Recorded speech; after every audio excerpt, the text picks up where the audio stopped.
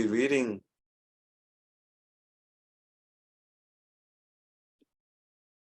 We're going to be reading from the Srimad Bhagavad Gita, chapter 8, text number 15.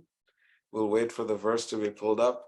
But if you wouldn't mind, if you would like to put your hands together, this is the hand gesture of gratitude and surrender to the center of our heart. We'll just do this invocation prayers. Om Namo Bhagavate Vasudevaya.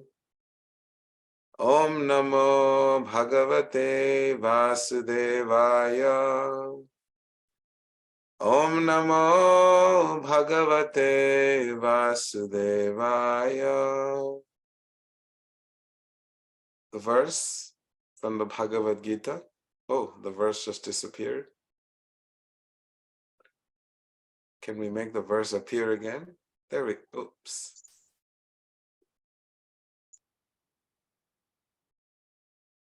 Beautiful verse. Mamupetya punarjanma dukhalayam asaswatam napnuvanti mahatmana samsiddhim paramam gata. Translation. After attaining me, the great souls who are yogis in devotion never return to this temporary world, which is full of miseries, because they have attained the highest perfection.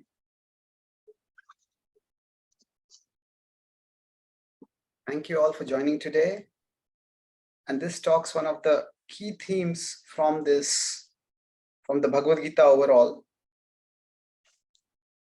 that the idea that there is another world. So let me just, what the verse is saying, Mam Upaitya Punarjanma.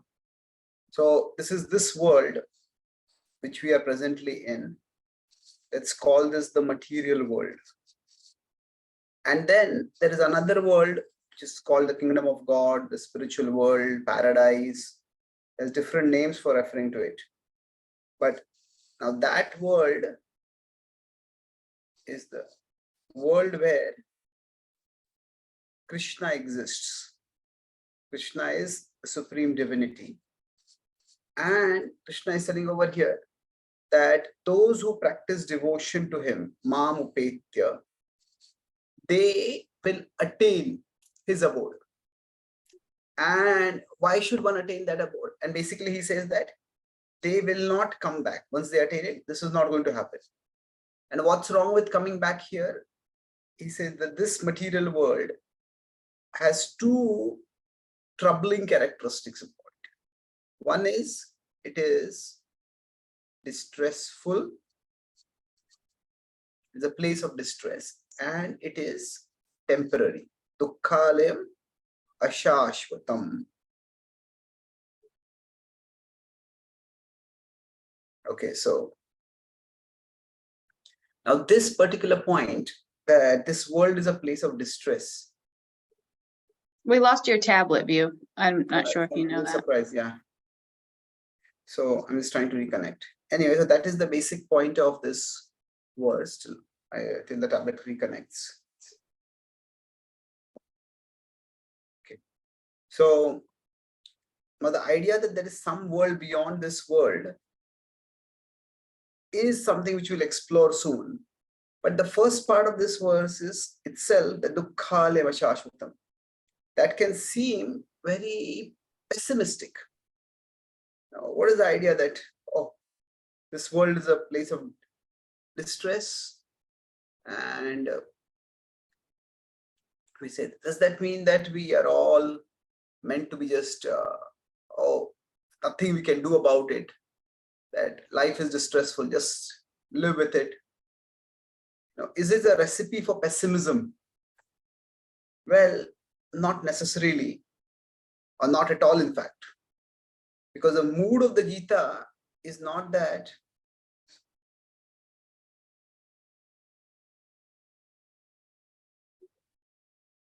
the mood of the Gita is, okay, my screen not yet shared, sorry about this.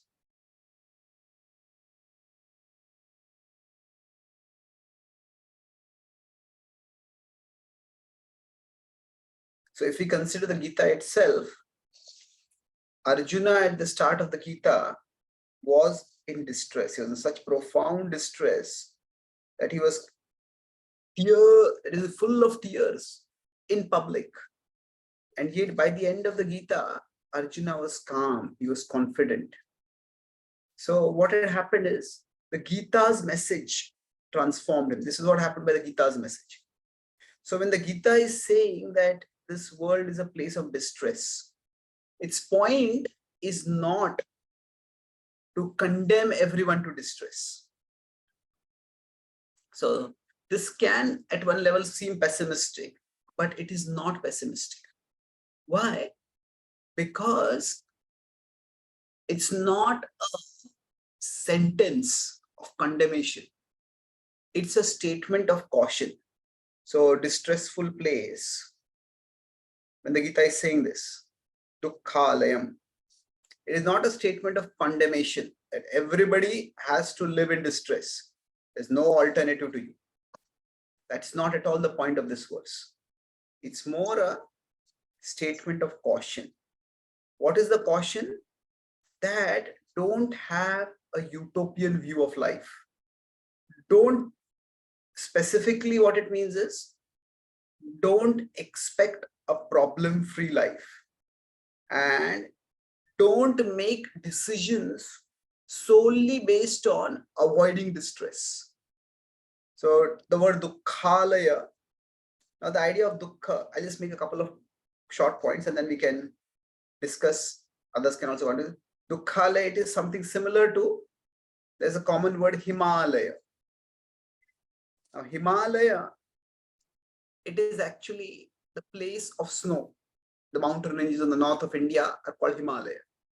So place of snow, alay in Sanskrit means snow. So now when similarly dukkhalaya means place of distress.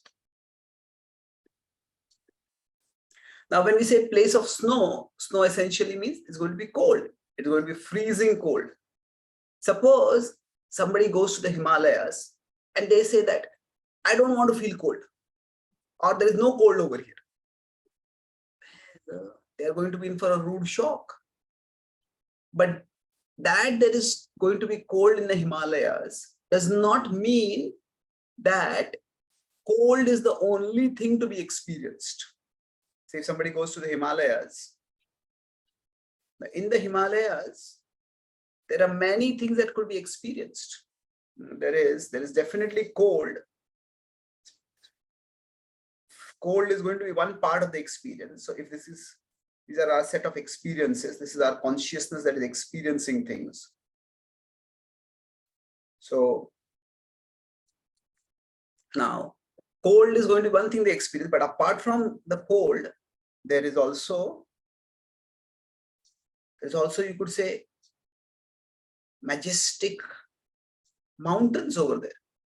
Majestic peaks are there. Then there is beautiful flora and fauna. The beauty of nature is there. Then apart from that, somebody can have adventure over there, climbing up, going on trekking. Then there can be many holy diversity of life. Sorry? Diversity of life. Yeah, the diversity of life is there. So there are so many other things to experience over there.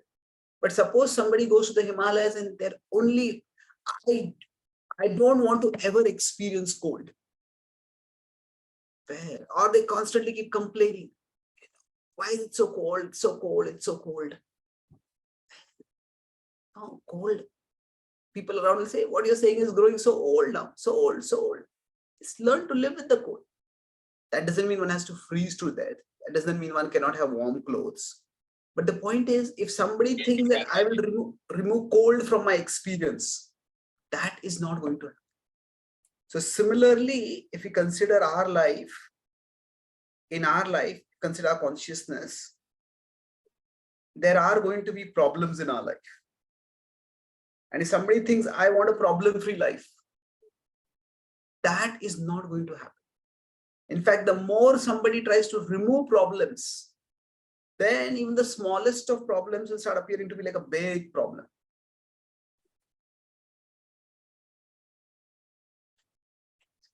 The internet is very poor, breaking repeated. Yeah. So the problems will become bigger and bigger. If somebody thinks my purpose of life is to just be comfortable, then anything that goes wrong, they'll be irritated. I might have a comfortable life, but I don't want a problem. Okay, why is my neighborhood having so much noise? Why is the temperature not exactly the way I want? So the point of saying this world is a dukkhalaya is to acknowledge that the stress is going to be a part of life, and don't make avoiding problems the basis of our decision making. Arjuna has to fight a difficult war, and Krishna tells him, don't seek to avoid problems. So I'll put this in one sentence. See, we have to live with pain, but we don't have to live in pain, or we can say pain or problems, whatever word you want to use. With is unavoidable, but in means that to the extent somebody is fixating on avoiding problems, to that extent every small problem will become big and it will almost completely occupy their consciousness. So yes, learn to help problems. People will not listen to us. The weather will not be pleasant. The economy may go down. This may happen. That may happen. But don't. So if we don't expect a problem-free life, that is what will make our life problem-full completely. So learn to live with problems and focus on a higher purpose. That is the core message of this verse. So what I said till now, I'll just quickly conclude one diagram and then others can speak here. See, there can be optimism which denies reality. There'll be no problems in life. That kind of optimism is unhealthy. Can we pause and go back to the top for a minute? Sure. I think there were some really valuable points that you made. I was just thinking how. Which one? This dukkhalayam, right? The place of suffering and pain or distress. And the interesting aspect when I read this verse, I notice that there seems to be a very morbid view that Bhagavad Gita, when people read it, they can get that view that it's painting a very morbid picture.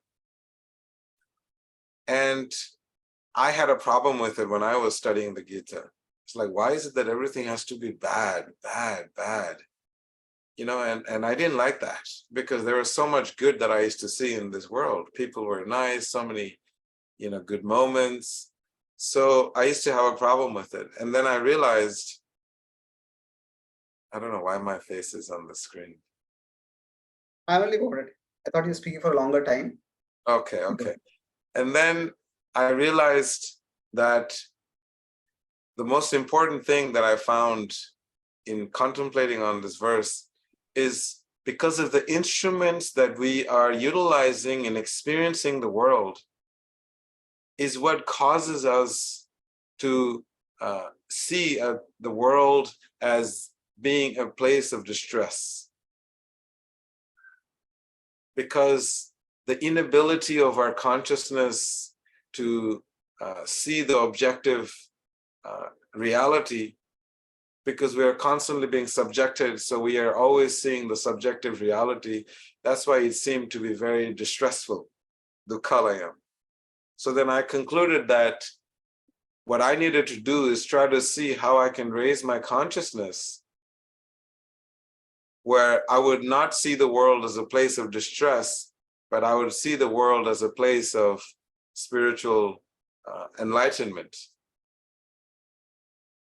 So that's something I was thinking when you were sharing the whole principle of distress and describing the world. Thank you. And this is what, yes. Radhadevi, you want to say something before I move? Yeah, I really love that point that he made, that Vedasar just made. Yesterday we talked about distress and its role in our spiritual journey from like a very zoomed out perspective. Like we come to spirituality because of maybe we're in a distressed state. But I was thinking as you were writing this, like distress could mean anything, even like the daily struggles that we go through. And the difference between making a distressed situation, I guess we go through a distressed situation. Like for instance, yesterday night, my husband and I were going to this play, and I was like, "Oh, this will be a nice date night."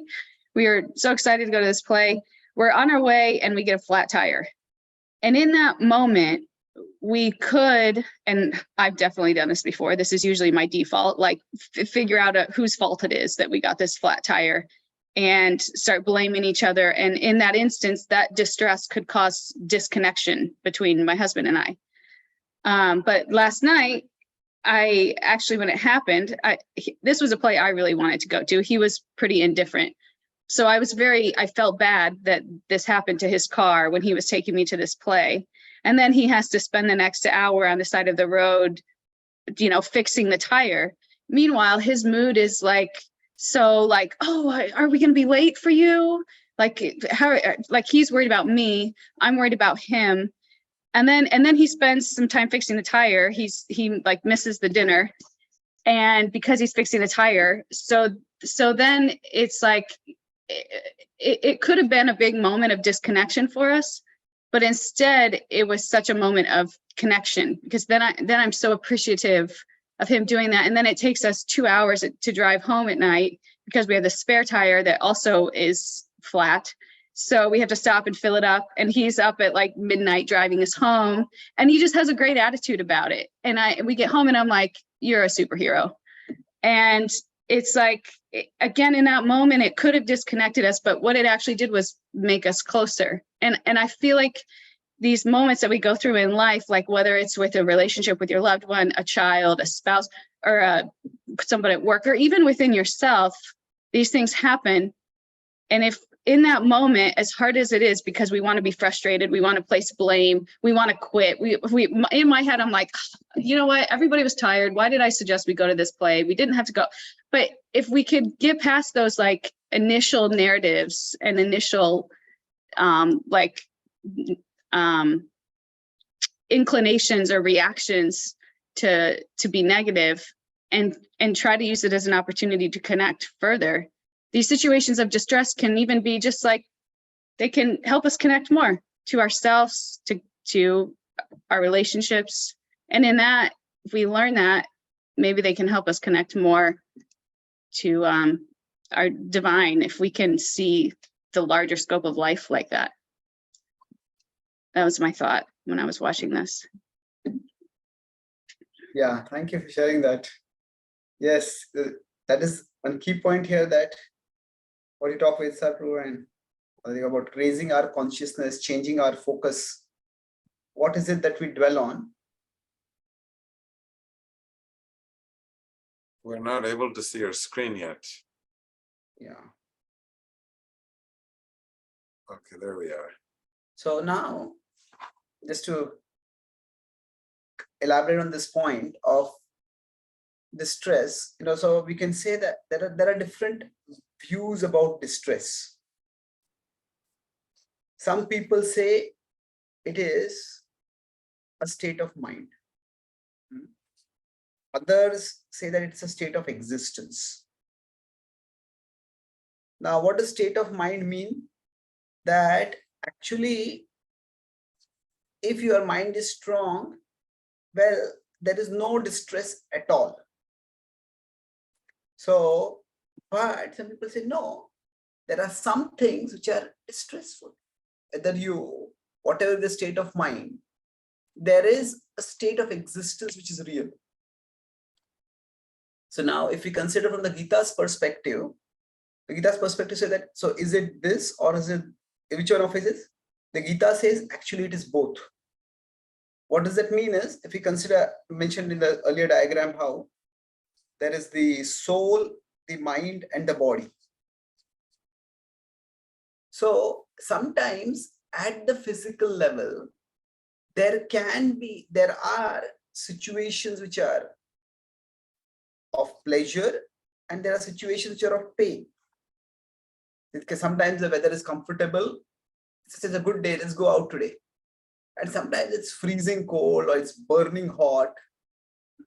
Sometimes we are in good health, sometimes we are having immense physical pain. So if somebody has been fractured and is in immense pain, and you tell them your pain is just a state of mind, that's cruelty. So there is a state of existence which is more distressful, and there's a state of existence which is less distressful, or which can also be joyful. But the thing is, if we consider these three levels, say there is the state of existence. At this level, there is this much distress. Small distress is there. Now, based on the state of my mind, this can become this much. It can become magnified. It can become aggravated, or it can just become insignificant. Okay, so when you say it's a state of existence, this distress, like that could be like a hurricane or a flat tire or a divorce. It could be anything that comes from the outside that causes distress. Yes. And then the bigger you're saying is like how we process and interpret it, like our reaction to it, so to speak. Yes, exactly. Yes. So the idea is, some people say there is no such thing as distress at all in terms of state of existence. Well, so that is what I said is, when I was talking about this optimism that denies reality. There is a reality. Sickness is a reality, and sickness is different from health. So there can be states of existence, and I'm talking about state of existence, physical existence, which can be painful. But that does not mean that we have to constantly be in pain. So optimism is the state of existence we deny it on one side. A pessimism would be, it just denies, for life is just full of misery. And there are always problems, nothing ever works out. People can't be trusted. I am a loser. And that kind of pessimism is very toxic. But in between, what the Gita talks about is realism. Realism is basically, there is pain, but the pain can be transcended. It can be tolerated and then transcended through purpose. So going back to yesterday's example, initially you started off going for your purpose was to go for the play. But when that was thwarted, if you had fixated only on the play, we couldn't go, that initial resentment would have multiplied. But you saw, okay, this purpose, I'm not able to go to the play, but this is the opportunity for me to deepen my relationship with my husband. You shifted a purpose. And when that purpose was shifted, that very pain actually brought you together, brought you closer to each other. So depending on the purpose that we pursue. So if somebody goes to Himalayas and they say, my purpose is to avoid cold, well, they are going to be miserable all the time in the Himalayas. So if somebody in life says, my only purpose in life is to never suffer, that person will, leave alone never suffer, they will ever suffer. Will constantly be suffering.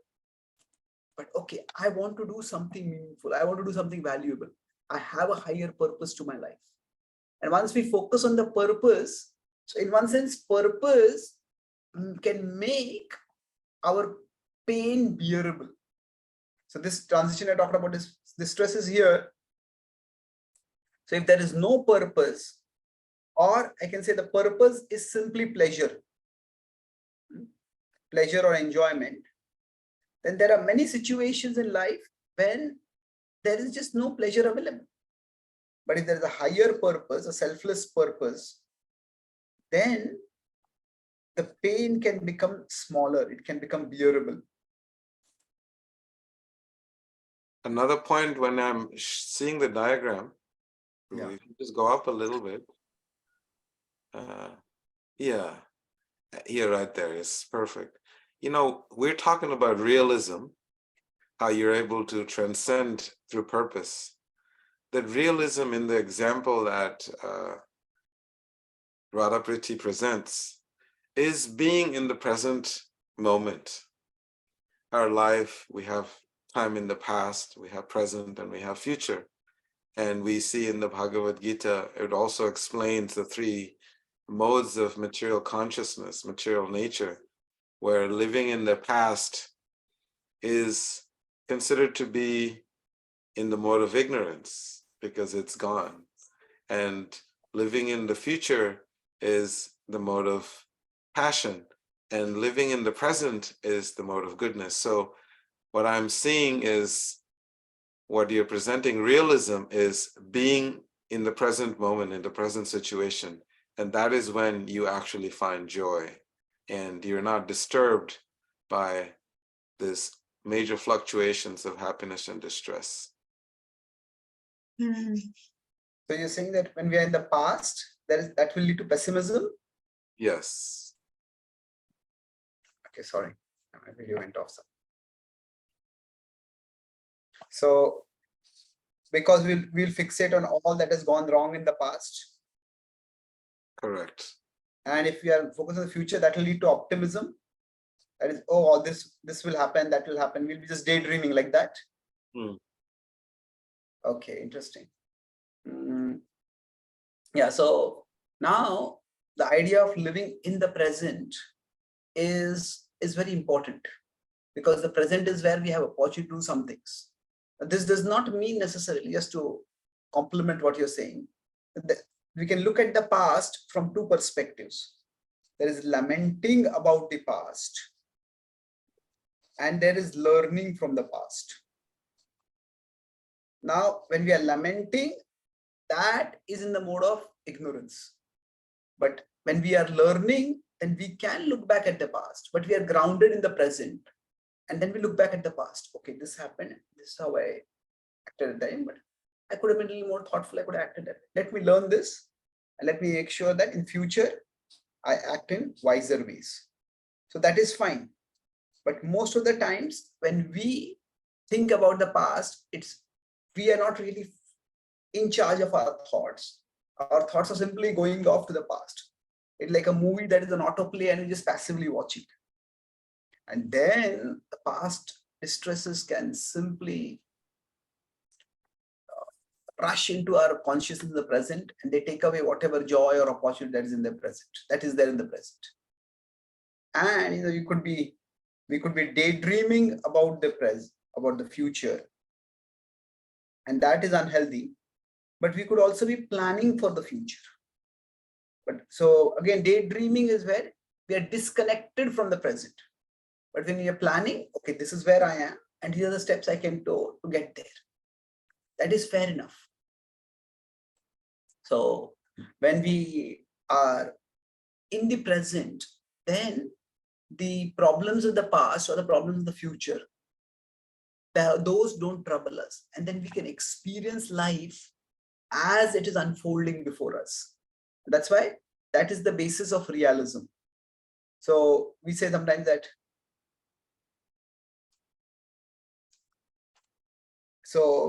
live in the present,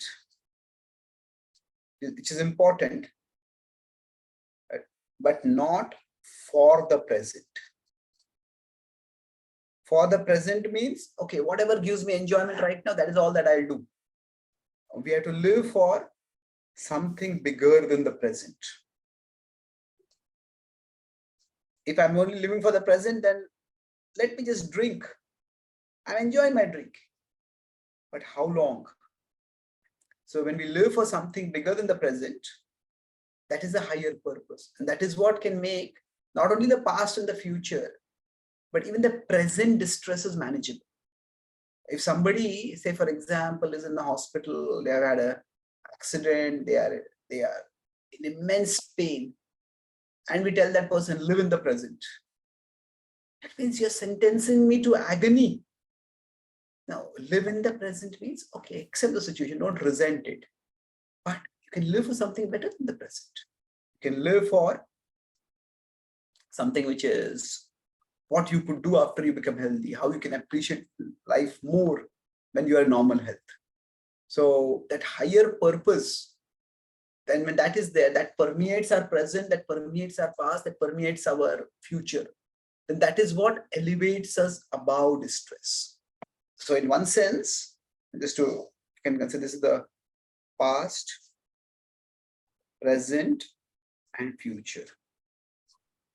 So we are here, but as we become purified, as we become spiritually elevated, our consciousness goes here. And then we can look at the present objectively. So we are in the present, but we are not restricted to the present. We are able to see the bigger picture also. The present is an opportunity, and we use the present fully, as much as is possible for us. So focusing, we have to not just live in the present, but live purposefully in the present. Then even in the present, there is some distress that becomes bearable and we can move ahead. You want to add anything? It's almost like, yeah, go ahead. It's almost like there's two things here. It's like, first we have to like fine tune our habits so that they are what our habits are creating a body and mind that are healthy and give satisfaction long term, not like short term satisfaction. And then once we create those like default patterns, then we have to try not to get too attached to them. It's like I go on vacation, and when I used to go on vacation, I would plan every single day, every single hour, and then my fun of my vacation would be how well it went to plan, which is like kind of crazy now that I'm like kind of outside of that. Now I go on vacation and I plan a couple things that I know are going to be good for me, like long walks with a family member, or like visiting a temple, or going to a kirtan, something that's uplifting. But at the same time, if there's deviations in the road there, sometimes those deviations tend to bring me more joy and fulfillment because I've trained myself to enjoy things of a finer taste. So it's like you have to purposely put things, spend your time, spend your resources, ingest things that give you that higher taste. And then you also have to not be too attached to whatever that is that you've decided that is. Does that make sense? Yeah, excellent. What you're saying essentially is that there is, in one sense, if we consider our life, there are some things which are harmful. I don't like to use the word bad so much as harmful. There are some things which are helpful. And overall, we try to arrange our life in such a way that we try to move away from harmful habits, harmful situations, towards the helpful, towards the positive. But then we need to go beyond that also, because we cannot always control our externals. So yes, if somebody is sick, they try to be healthy and they work for that. So when the Bhagavad Gita, for example, says this world is a place of distress, that does not mean stay in distress. That does not mean that if somebody is starving, let them suffer and starve. No, if there is like a painful situation, move towards a more pleasant situation. But if you become attached to that pleasant situation, then when that situation goes out of control, there will be distress. And one says, go beyond helpful to something purposeful. So when you focus on a higher purpose, and the Gita will talk about later about what is the higher purpose, what is the highest purpose for life that we can have. When that is there, okay, harmful situation we can tolerate. The helpful situation comes, great, we use it. The helpful situation is not there, still we can move forward. Still we can live with it. So I have a point that you're making up. Just go up a little bit on the tab. right there, right? So I had, as Radha Priti was speaking, I was thinking how important it is to learn from the past, because the whole distress factor is a factor when we don't learn from it. When we dwell on the past, meaning that we haven't learned our lessons. There's things that we needed to learn, and those opportunities were given to us what we consider distress because of the instruments that we experience the world with. And our consciousness, we are considering it as being distress. That is because we haven't learned from it. And therefore, I think from past to the future requires a person to be in the present. And that being in the present requires to have a teacher. This learning process requires a teacher. Someone can always continuously bring you from harmful to the purposeful through a teacher, because that is a big fundamental principle that we learn in the Gita, that a teacher is needed to go from harmful to purposeful, from distress to being free of it. That was my meditation when Radha Priti was speaking. That's beautiful. You know, it reminded me, what started happening to me literally probably like 3 weeks after I started chanting is I would have dreams, like right when you're about to wake up, like dreams of some traumatic experiences that happened to me. But I got to show up in the dream as I am right now with like my skill set and my knowledge now. And I walked away from that experience with a totally different outlook as when I lived it the first time. It's almost like getting to relive some of these experiences. And when I wake up, I feel like such a release, like so much healing, like what you said, like I feel like I got to go back. I had an opportunity to go back and learn from the past and take something away from it differently. And nothing was different. It was the same situation, but I was different and my perspective was different. And it's like so healing. And this happens to me a few times a month now. I feel like situations I show up and I get to go back and heal from them. So that element of like healing from the past, whether you do it, whether it's something like that just started happening to me, or you talk to a friend or a teacher, like you're saying, or a therapist, which can be so helpful. Whatever it is, it's so invaluable, I feel like. So that distress becomes the path of progress. Yes, nicely put. One of the later principles the Gita talks about is that, this comes later in 1837, there are many things in life which will taste like poison initially, but they will turn out, sorry, not distress, they will be like nectar eventually. So it's almost like somebody gives us a drink and we look at the drink, this looks terrible, this smells terrible, and we take a sip, this tastes terrible. But we drink it. After we drink it, we drink it, and then maybe it's only the top layer that is terrible, and below that is almost like a different drink, and it's delicious. So many of our experiences in life are like that, that there is poison initially. So something terrible may have happened to us, but if we learn something from it, we grew by that, made us a better person, that made us wiser, then that is something which turns out to be eventually like nectar. And the key point over here is that if there's no way to this nectar except through the poison. So we have to go through it.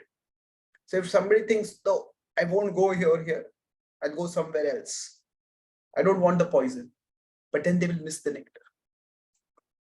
So that's why if somebody's focus is only on avoiding distress, then they will miss many valuable things, many of life's deeper blessings, which often come disguised in different ways. So to the extent we can tolerate that initial poison, to that extent we can we can reach the eventual nectar. So what is our conclusion for? Yeah. So just one point I'll make quickly before we conclude this, that this, what I was mentioning, this point of purpose. So what purpose does is, when there is purpose, it transforms pain. But when there is no purpose, then essentially what happens is we end up transmitting pain. A person with purpose transforms pain. A person without purpose simply transmits pain. That is, I am in distress, so I make others distressful. Yeah, it's almost like you need another arrow in that poison that's like just circular, like that. So you're just kind of hanging out in that poison area. You're not going through it. You're not avoiding it, but you're just kind of making it your reality, right? That's a nice way of putting it. Yes, we get trapped in that poison. We neither go ahead and nor do we come out of that poison. True. That's very good depiction. So now, what is that purpose? We'll talk about this in our next session next week, but I'll quickly mention it. What the Gita says is that there is an ultimate reality, there is a supreme divinity, and each one of us is like a part of that divinity. And as part of that divinity, each one of us has a part to play. So to the extent we act in a mood of service, acting with a service attitude, what does it mean? It's a big subject, but essentially whatever situation we are in, we can ask question, why did this happen to me? And sometimes that question is helpful. We can get some answers. But if we can't get that answer, we just change the question. How can I act to make things better? So ultimately, the divine is our greatest well-wisher. The divine wants us to become better. The divine wants things to become better. The divine wants us to help make things better. But if we have that attitude, whatever situation I am in, I have certain interests, I have certain abilities, I have certain resources. Let me think how I can use them in a mood of service. And if you keep this purpose, and we'll talk about this purpose, this devotional service in our session next week, but that can help us to face even the toughest of challenges without being overwhelmed by them. You know, we see, when we have a service attitude, our focus is not on a problem-free life that no one can have. But our purpose becomes service attitude gives us a purposeful life. And that purposeful life is actually a rich life. It is a fulfilling life. That is what the Gita invites all of us to move towards. Any comment before I summarize? So much to speak about the attitude of service. But I know thought this is one of your favorite topics. We'll cover it in next topic, next week. We have a few minutes in case you want to speak, because I think you love it. This is your favorite topic, Seva. I think you have Seva forums also, servant leadership and servant. So please, you want to speak a few minutes? But this topic is so broad, you know. So I think that if we get started, then we'll go over time.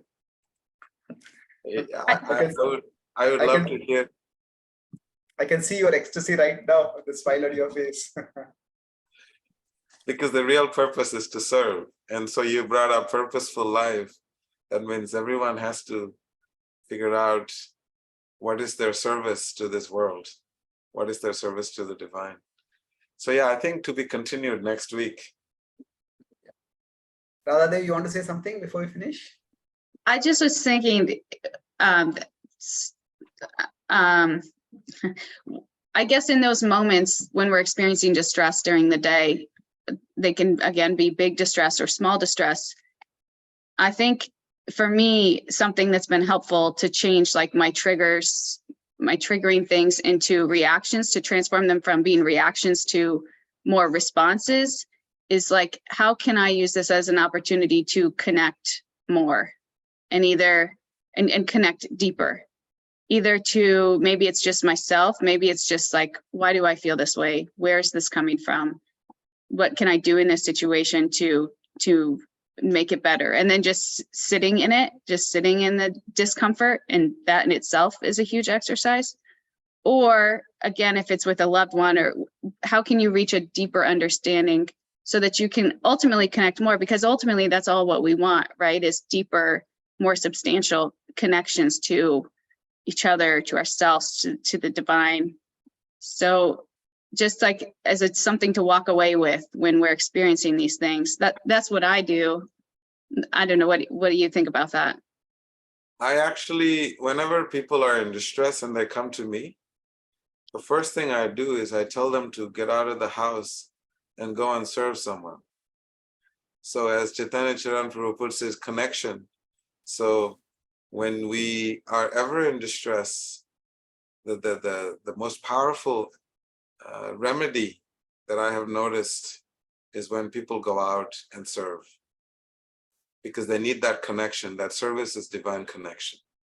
So if you're in your home, then maybe it's just like making dinner for your family.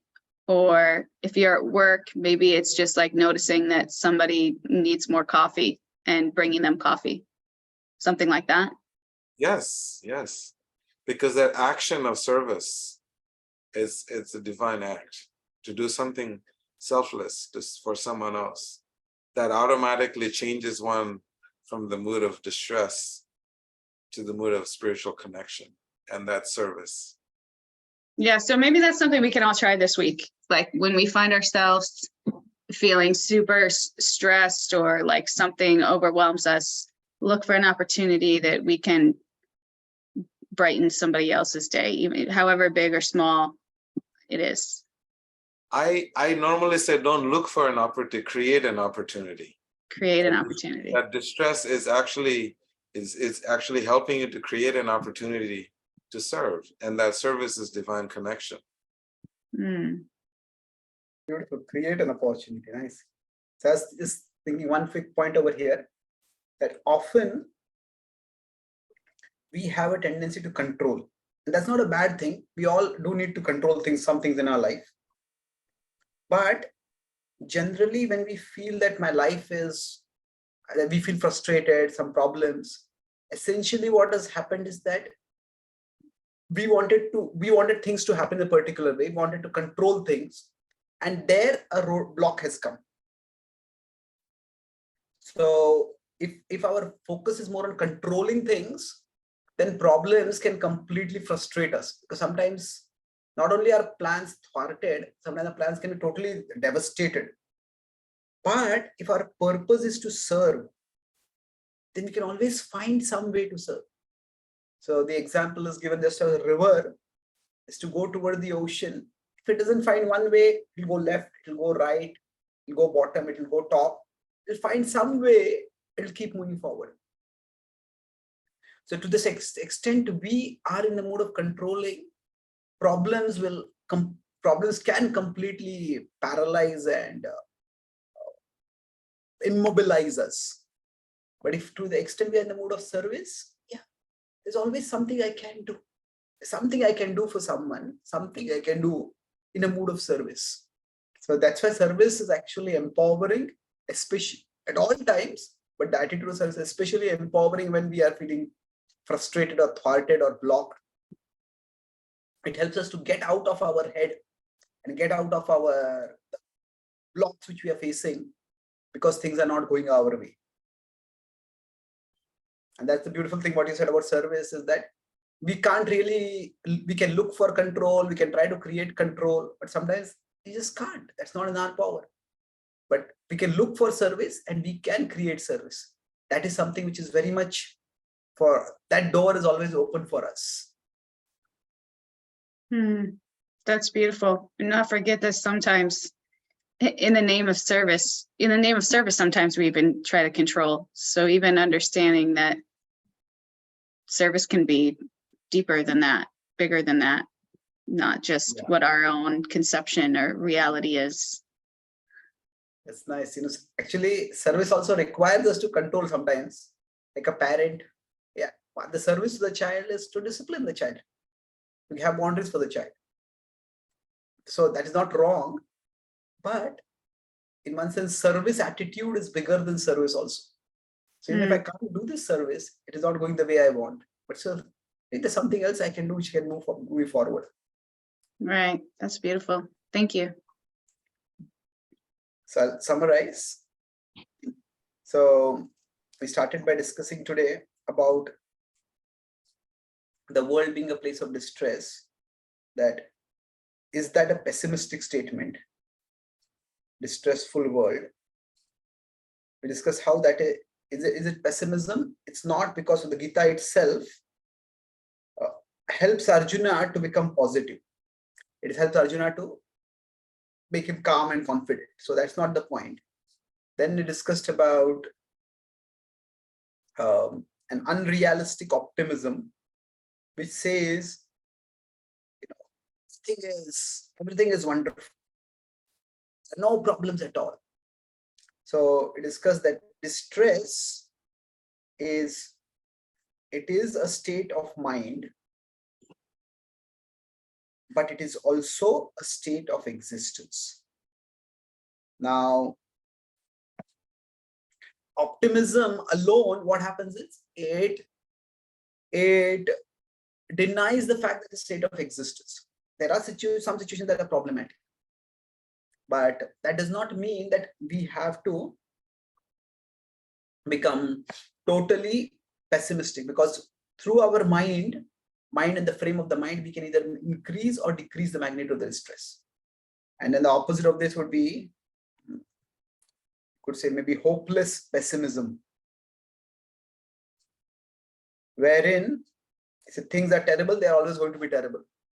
But it is not like that. We discuss this may be distress at the level of the existence, but we can make it smaller. So this is physically, this is the distress, but at the level of the mind or external or internal level, we can decrease the distress. And how do we decrease it? This decrease happens by acting purposefully in the present. So we analyzed learning from the past. When we learn from the past, then even past distress starts making sense and we grow from that distress. So purpose, then we can have various purposes, but the ultimate purpose is to be found in service attitude. In service, and even more in service attitude. So we may have to live with pain, but we don't have to live in pain.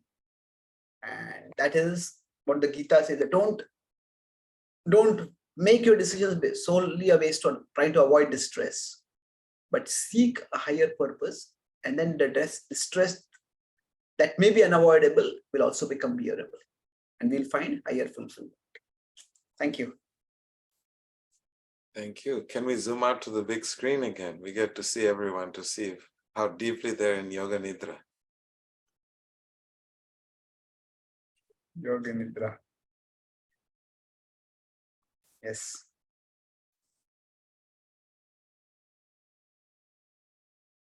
We're not able to see everyone. I think if you just hit gallery, maybe, Chaitanya Charan. It's trying. Are you able to see now? No, we're seeing you. There we go. Awesome. Got it. Oh, thank you all. You guys are still awake. Nice. Survived another session. So we have Caleb Morris. You see, Caleb Prabhu, he was at the monk mode for 6 months. He's back in Decatur, Alabama. He's changing the landscape of the conscious landscape of Alabama, Decatur, Alabama. So he's going to share the takeaway from today's discussion. Hello, everybody. Yeah, no, it's funny because I've been reflecting on this a lot, actually, coming back into civilian life, from the ashram. and realizing just how strong the material energies are. And, but it's given me some time to sit back and observe it mindfully, where like before I would just kind of get lost in it, but now I can kind of sit back and watch the storm happening. But even doing so, it's all still there. Like all my, I can sit back and know that I'm a pure spirit soul who can't be affected by anything all day. But at the end of the day, Amit Balaram Prabhu, can you please mute yourself? Thank you. but at the end of the day, I am still sitting in the middle of all that material energy. It is real. It's there. It is having an effect. And so the whole idea of acknowledging it, but not getting lost in it is really resonating. And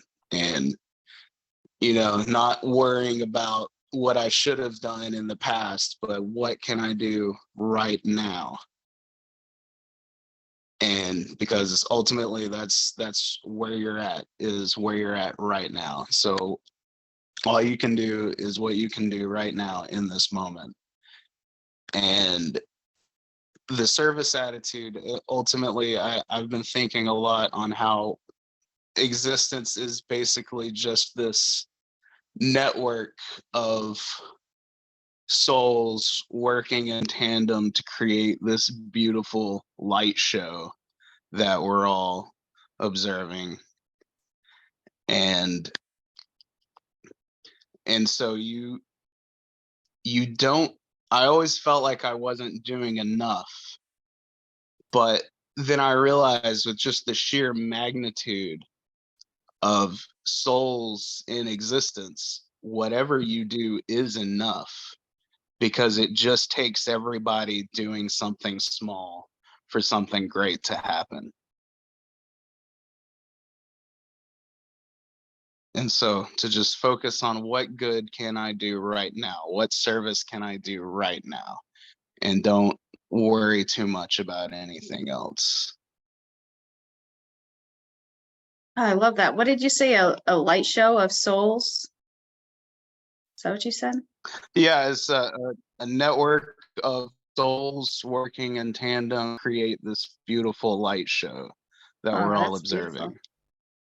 That's so beautiful. Thank you. Thank you. Okay. Thank you all so much. It's so nice to be with all of you. And we will be back next week. It is such a pleasure. And thank you, Radha Priti. Thank you, Chaitanya Charan Prabhu. And thank each and every one of you from all over the world and all over the United States. Namaste, everyone.